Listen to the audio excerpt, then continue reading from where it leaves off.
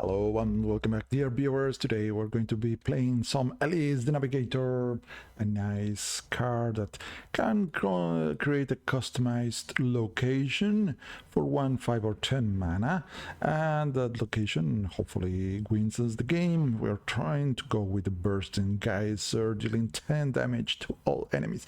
So we get to pick two choices. The second choice hardly matters for this deck, and then we have to have a selection of cards with different total costs. To be honest, I only interested in a few hand-selected, hand-picked minions that help proceed with the combo. So one of them is Chrono Lord and the Spirit Peddler, and of course Elise. Those are the most important minions here. The rest of the deck tries to draw those cards and complete the requirements for Elise. And let's go ahead and find some games and see if we can have some fun. This deck is it's all into a single strategy, but it can be fun sometimes. Of course, our all or nothing strategy is kind of greedy to the most this is one of the most ambitious decks possible in standard, I believe. Alright, we do find our one Spirit Peddler in hand. We are facing a pretty scary paladin. Let's ship these two guys down. I'm not going to be playing the pupil on turn 2, and keeping this card, which is kind of flexible, maybe is used to deal damage to all minions, or maybe summon a couple of guys. I'm kind of concerned about the opponent gaining Divine Shield this game, but other than that, I think I'm fine. Let's coin and draw 2 cards. Yes, I have spent my coin, and these cards, they were on my starting hand. Incredible, we've already found them back in our game. Let's do the Hive map. If we play this spell, we pick another choice. I'm going to pick the Warp Drive, drawing more draw. Of course, I could try to pack a couple of starship pieces in this deck, but it is already too crowded. There are many cool cards to add. I've been trying some combinations of certain cards here and there that could help. So the opponent's going for apparently the auras and some Labrams. Therefore, maybe I should try to get a little bit of board presence. So let's go here with a couple of dormant dread seeds, which should awaken soon. This is the dog, the hound. When it awakens in 2 turns from now, gives me +3 attack, and the guy itself, it's a hefty 2 mana for 4. And this guy awakens in 3 turns. And doesn't do much, but is hopefully going to provide a little bit of life steal. I don't think we are going to be able to ever hit with this serpent, but we can always dream. Now, 8 cards in hand. I have to be a bit mindful about how to do this, but I think we're going with the Warp Drive. It's fine for the time being. Another studies and the paraglide. I have 9 cards in hand. Let's punch the opponent here. We may be using paraglide to burn some of the opponent's cards, but we need the cooperation from the opponent for that to work. All right. So he has 7 cards in hand. I'm too many. I'm on my own. So let's do some pupil. I think this is a hard choice over here, guys. But I think I already have too many draw. So let's pick up the Hive map over here. Put this guy to sleep for the time being. and draw one more card. Playhouse Giant. Originally 25 mana cost guy for the sake of Elise, basically, but it gets a discount when we draw cards, so eventually can get a huge reduction in costs. No, my poor guy. Lyram of Clarity. The opponent draws 2 minions and gives them a little buff. We know he's running the legendary fabled paladin guy. All right, I think this could be a good opportunity to play the paraglide. I can make the paraglide cost 2 less. I have to watch out for not burning my own cards. That's the difficult part.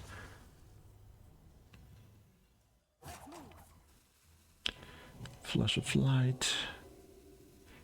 Yeah, the opponent holding 9 up there. It's a good opportunity for our paraglide, and we found one of the most important cards for our strategy. I 8, so I can do this and hopefully not burn something. My hand is full. Okay, we did burn something. Let's drop the BC peon. Hit a little bit of the opponent's face just to keep him on the toes. And now this minion awakens. My hand is full. The opponent lost one of the auras, which was tradable as well. And he gets a location also. Could be impactful, maybe. Oh, he's going to freeze my board. I bet. Ah. How did I know? He gets another copy of this guy. Oh, I beam. That's kind of convenient. So let's play this one. And yes, you. All right. Let's see what the opponent does now.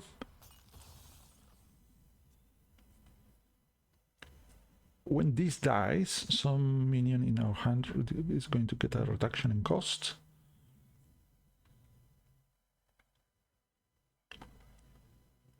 It could be Umbra. And this guy, the BCPN, reduces the cost of some location. Okay, this is scary. Random minion, random taunt. This Crusader aura I hate, and Minotaur's aura. Okay, he got. Look at the guy he got.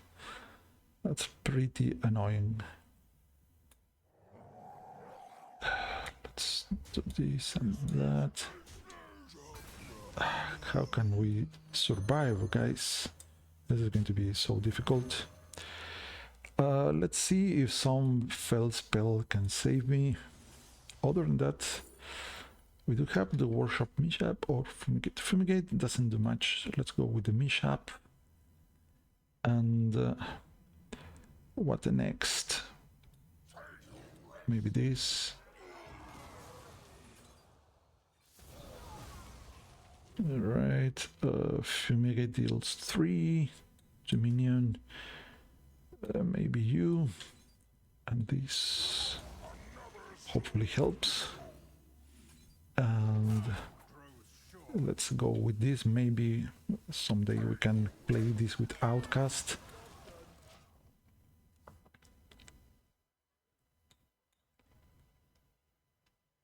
We need to drop Elise at some point, and now these auras are so annoying, especially this Crusader aura.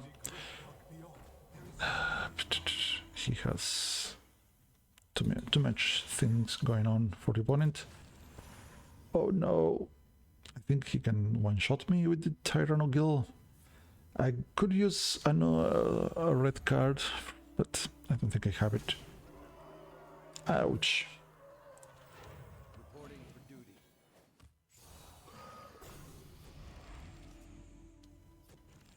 And this guy got the divine shield.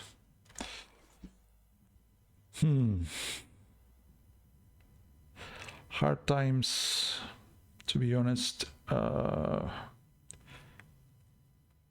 This is not going to help much. Let's just do this and see what happens. Okay, just play Elise and see. We are going to get a silly location instead. Let's go with the one. Copy somebody. The Geyser. I'm going to copy this. Punch this guy here.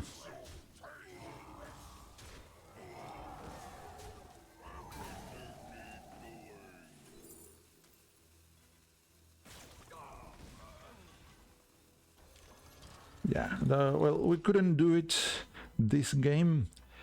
The opponent was playing too much stuff. Another one. No, I'm not staying for that. That's a not pleasant scenario. Facing those auras, there's a little counterplay to the auras, I find normally. The only counterplay would be to stop the opponent from having minions to attack with. That's not really a counterplay, that's mainly a deck archetype. So if you're playing control decks, that aura is not going to bother you much. If you're playing some combo decks, that's a disaster for you. And with some aggro, yeah, maybe in aggro it's basically a race who gets those kind of cards first. We are against a warrior this time around, and against the warrior holding the pupil in hand makes kind of sense. The I-beam on this side of our hand is great, but I don't expect the opponent to have an early minion that we need to target with this. Let's get the paraglide. Maybe we can burn some of the opponent's cards, but we may end up helping the opponent instead. We have to be mindful of that. Let's go with this. So we have a target for the I-beam. Then we can play another paraglide with the pupil at some point in the future.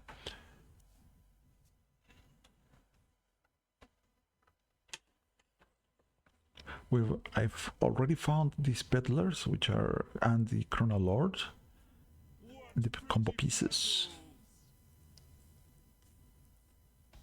Okay, so the coast, it's kind of clear, but we're in a sense wasting a perfectly fine I-beam. We may need to grab a second one out of the Tidepole pupil. In the meantime, I think BCP is just fine. Stonehill Defender doesn't bother me much for the time being. Only thing is that it makes it a bit difficult for me to use the Peddler, but okay, go BCP, and we are going to let's draw. We need to find Elise still.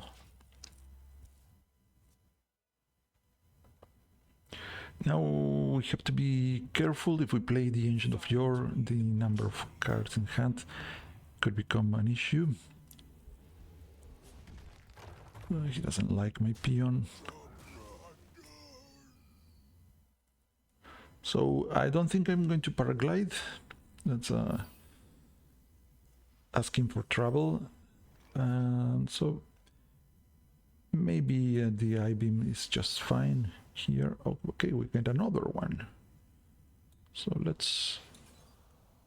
Oh no, I did it on backwards. Oh no! What am I thinking? Guys, I did the spells backwards. And now if I play this... should have attack first. Let's get the literary studies. Hope maybe we get something, because getting the IBIN out of the people is the best. But now I screwed up. Stone Carver buffs the defender. It combines nicely with the location. So that I see a theme for the opponent. No, my pupil! Why? What are you doing to me? He never did anything for you. Oh no, that's a 4/5 guy. Oh no. Why? Well, the opponent is saving charges for the location for some reason. That should become apparent soon. Let's remove the first threat now. The opponent has discovered a minion with a +4/+5 bonus, and he's coming down the alloy advisor, which gives the opponent armor when he takes damage. Oh no, this is going to be a massacre. How can I knock down? I think this is calling for a red card. No, my peddler. What are you? Okay, Front Lord, nice. Now we need to find Elise and somehow play the location.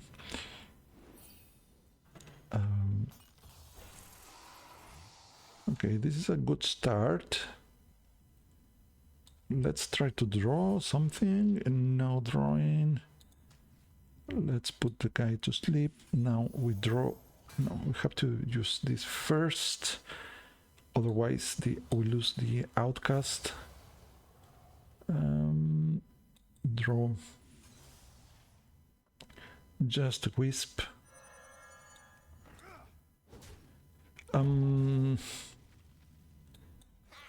The searching. Another red card, kind of sensible choice, given what the opponent is trying to do. Yeah, let's try it. I don't know. Don't trust the opponent. Illusion.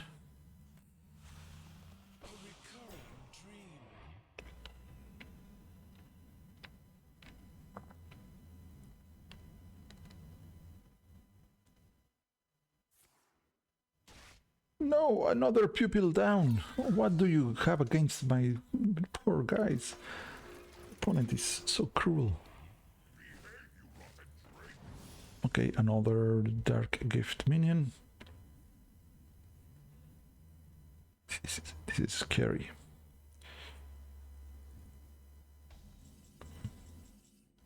All right, another red card. Let's play this ancient and trade here, and hopefully find Elise as soon as possible. The opponent can, if he found a charge Dark Gift Dragon, this could be pretty problematic. Our giant at 10.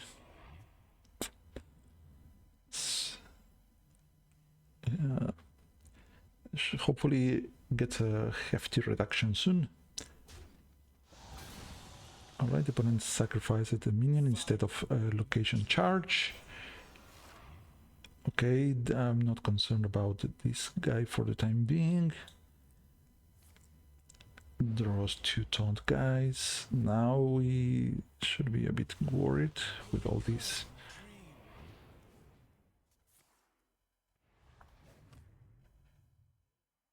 There goes one of these dudes. My wisp! What? The opponent decided to waste, well, to use a location charge on the wisp, but I don't get it. Alright. We do play this for sure. We are going to rid of this dude. And put you to sleep. And all right, I'm thinking about putting this other guy into the slumber. I think not. I think I'm not saving my card. Kerrigan, I'm not expecting to play Kerrigan here. But I would like to find the second return policy. That's the one card I'm missing now.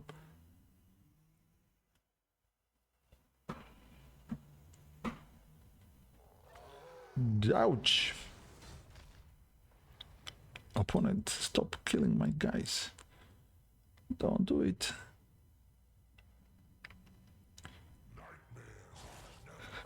Okay, this is going to awaken, which is going to take some board space. This also awakens. Everybody's sleeping here. What is this game?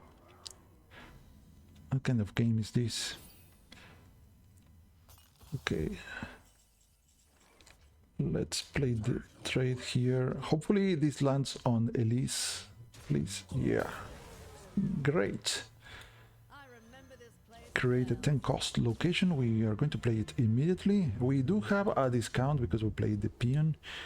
Get the Geyser, and also I don't think the copies is going to help much here. The Raptors, we only get, we don't get to feel the board, but we can try. We get 6. Let's see what's going on with the outcast thing. Immune hero, but we cannot play it. Let's do this. At least we are giving the opponent some targets. So let's see if he decides to stop beating the bushes for a little bit. This guy is saving the opponent now.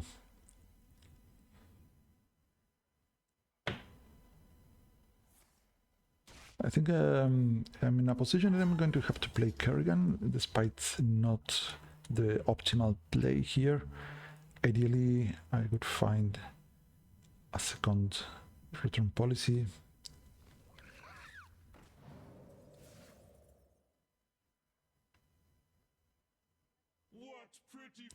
Also, this guy making my life so hard.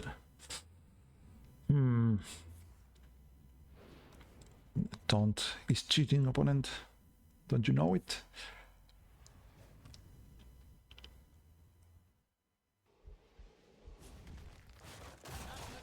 Hey, stop it. Okay, he decided to buff this instead of the other guy, which in a manner of speak, it's kind of helpful. Okay, the opponent is sitting at 50 total life. Combining the armor and the other things, that's kind of too much for the time being.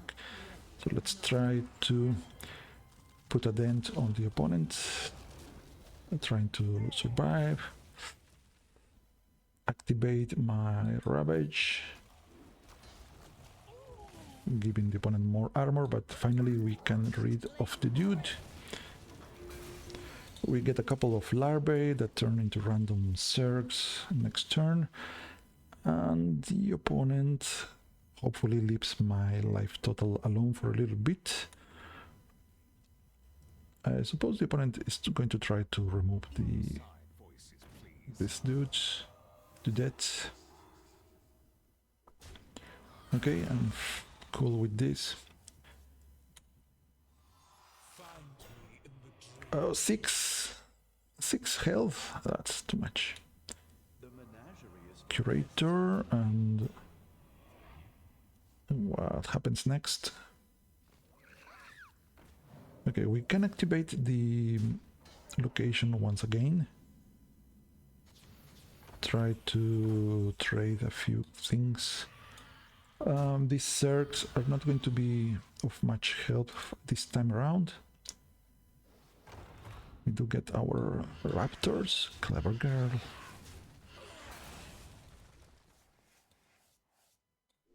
Boop, boop, boop. This is 3 randomly split. Let's play the Ancient of Yore. You go here. I think I'm going to play this guy. Another peon doesn't do much for me this time. The opponent has almost 60 total life and armor combined. Brawled Blood Fighter. A Brute Keeper. Oh, my face!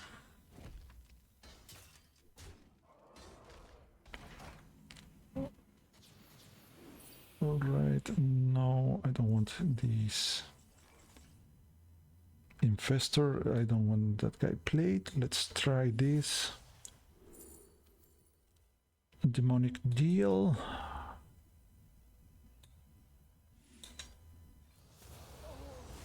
Now let's go Aeon Rend, deal damage to 2 random enemies, maybe this guy. Okay, let's keep it.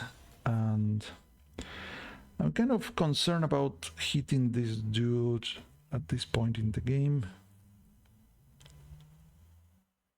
So I think I just play this.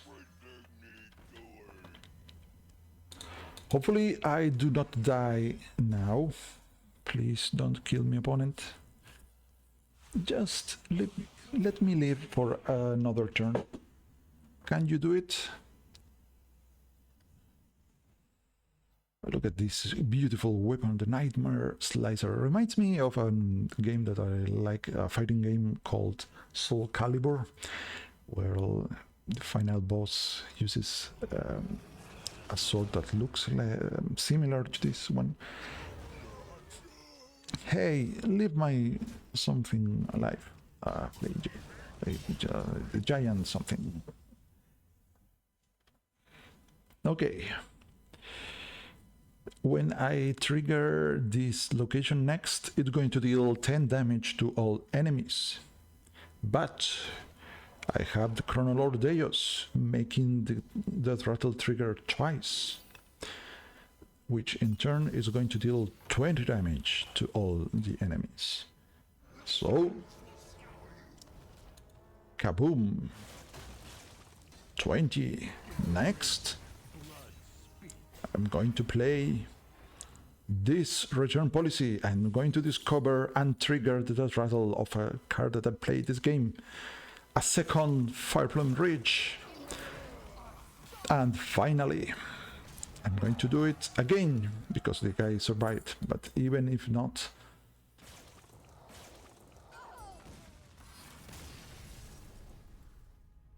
Alright, I just did 60 damage in a single turn, nothing to write home about. So guys, I hope you enjoyed this game. I've been trying this deck other times, but I think you get the idea. And it's not easy to assemble the pieces, but once you do, it's a wonderful sight. And of course, there's some other classes that can also do such a feat. But instead of using the return policy, I'm thinking, and let me know if you want to see me trying. I haven't done this, but there's a neutral guy that can help achieve even more damage here. The scrapbooking student summons a copy of a friendly location. So if you can survive long enough and you have the Elise location with a single durability left, you can use the Chronolore to play this with a double the battle cry, giving you 2 copies of the location. So that's another way to go about. I think that we could have tried with this Demon Hunter deck, but to be honest, we don't need to activate normally all the charges of the location. Only just happened the opponent had too much armor in that game, but other than that, it's just 40 damage with a couple of